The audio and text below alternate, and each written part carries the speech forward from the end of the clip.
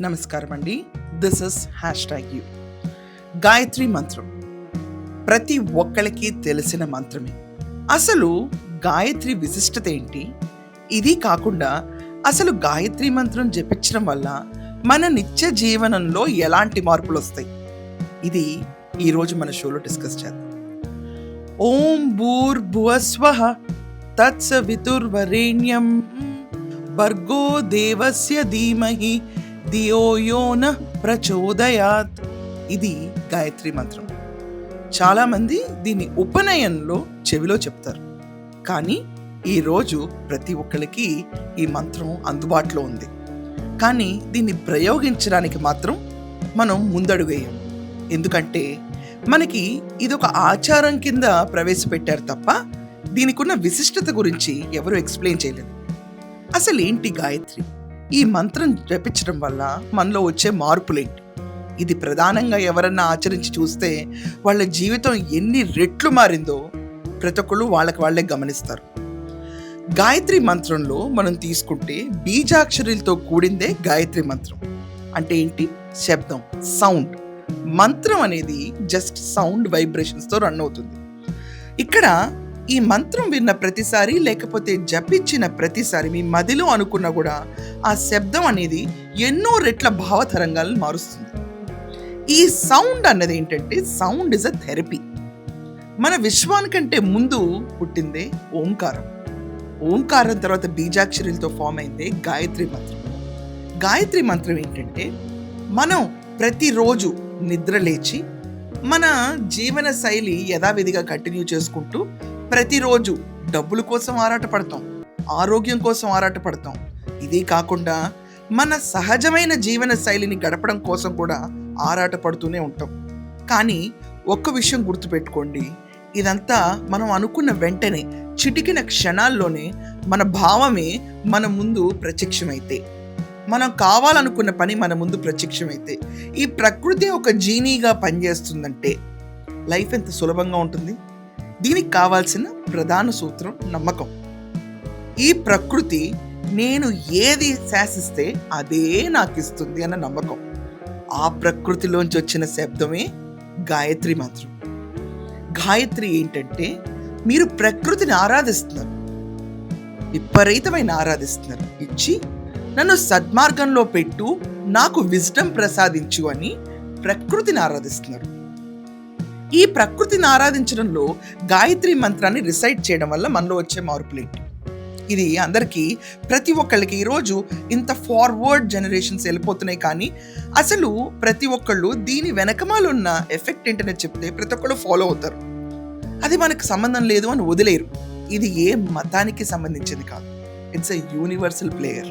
ఈ యూనివర్సల్ ప్రేయర్ని మనం శబ్దంలో ప్రాపర్గా ఉచ్చరించగలిగితే కనుక, మన మదిలో ప్రతి క్షణం ఉచ్చరించగలిగితే కనుక, లేకపోతే దొరికిన కొద్దిసేపన్నా పొద్దున్నే లేచి బ్రహ్మముహూర్తం అంటే 1:45 సూర్యుడు ఉదయించే ముందు బ్రహ్మముహూర్తం అంటారు.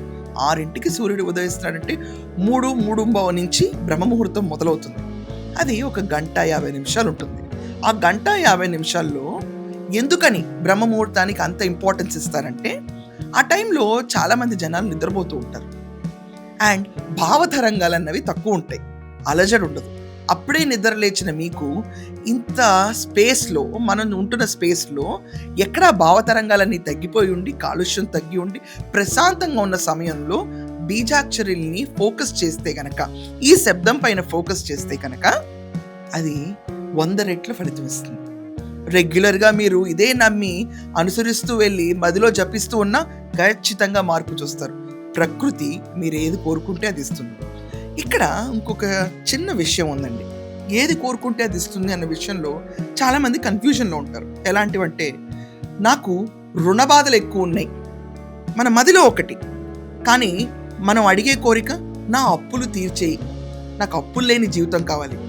ప్రకృతికి కావాలి వద్దు అన్నదానికి డిఫరెన్స్ తెలియదండి. మీరు ఈ విషయం బాగా గుర్తుపెట్టుకోవాలి. కావాలి వద్దు ఈ రెండింటికి డిఫరెన్స్ తెలియదు. It doesn't know the difference between want and don't want. So మీ భావం ఎలా ఉండాలి?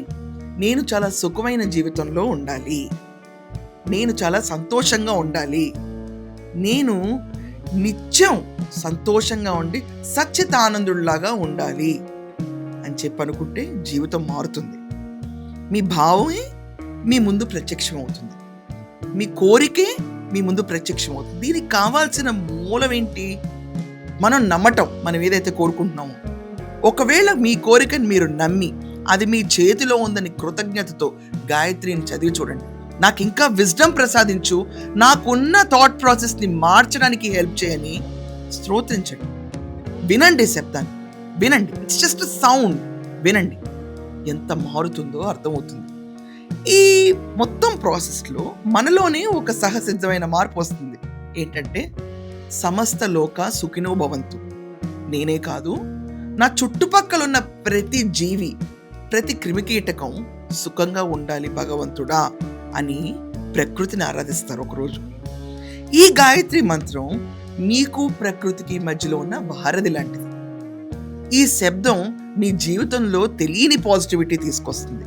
ఈ శబ్దం మీకు తెలియకుండా ప్రకృతితో మీకు ఒక మమేకమైన ప్రేమని కల్పిస్తుంది. ఎప్పుడైనా ఒక వ్యక్తి ఏ విషయాన్ని ఎక్కువ ప్రేమిస్తే అది మనకి దగ్గర అవుతుంది. ఎప్పుడు ఏదో రూపేణ. చాలామంది అంటారు, చాలామంది అంటే చాలా జెనరిక్గా ఉన్న క్వశ్చనే నేను చెప్తున్నాను, మాకు డబ్బులు లేవండి. మీ ఆలోచనే తప్పు. నాకు లేవు అన్నంతకాలం మీకు లేవే ప్రసాదిస్తుంది ప్రకృతి. నాకు సమృద్ధిగా డబ్బులున్నాయి, నేను నా జీవనశైలి నాకు నచ్చినట్టు ఉండగలుగుతాను అని ఒక్కసారి ఊహించుకుని ప్రకృతికి గాయత్రి మంత్రం ఒక్క థ్యాంక్స్ చెప్పి ఇంకా మన ఆలోచనలు మారాలి, విజ్డమ్ వైపు నడపాలని ఒక్కసారి ప్రయత్నించి చూడండి. మొత్తం చాప్టర్ తిరిగిపోతుంది. మీరు రాసిన తెల్ల కాగితంలో ఏదైతే మీ అప్పుల చిట్టా ఉందో అది మొత్తం తీరిపోయి మీరు అనుకున్న జీవితం వైపు మీ అడుగులు పడుతుంది. ఇది ప్రతి ఒక్క ఆస్పెక్ట్లో ఇదే జరుగుతుంది. If you have not tried, ఒక్కసారి ప్రయత్నించండి. 1 నెల రోజులు మీ జీవితంలో గాయత్రి మంత్రాన్ని ఎక్కడున్నా స్మరించండి. చాలా ఇన్సిడెంట్స్ ఉన్నాయి. కొంతమంది స్టూడెంట్స్, ఇది పుట్టపర్తిలో జరిగిన ఒక ఇన్సిడెంట్ రికార్డ్ అయింది, మీ ముందుకు తీసుకొస్తాను. స్కూల్ నుంచి బయటకు వస్తున్న స్టూడెంట్స్లో ఒక్క అబ్బాయి మాత్రం గాయత్రి మంత్రం చెప్పిస్తూ బయటకు వచ్చాడు. మిగతా వాళ్ళు మామూలుగానే ప్రశాంత నిలయం వైపు నడుచుకుంటూ వెళ్తున్నారు. కరెంటు తీగ నీళ్ళల్లో పడి చాలామంది అక్కడికక్కడే మృతి చెందారు. కానీ గాయత్రి మంత్రం చదువుతున్న అబ్బాయి మాత్రం అడుగు దాన్ని దాటి వేశాడు నీళ్ళ నుంచి. ఇది ప్రకృతికున్న శక్తి. ఈ శక్తి ఇచ్చేదే ఈ వారధి, ఈ శబ్ద వారధి.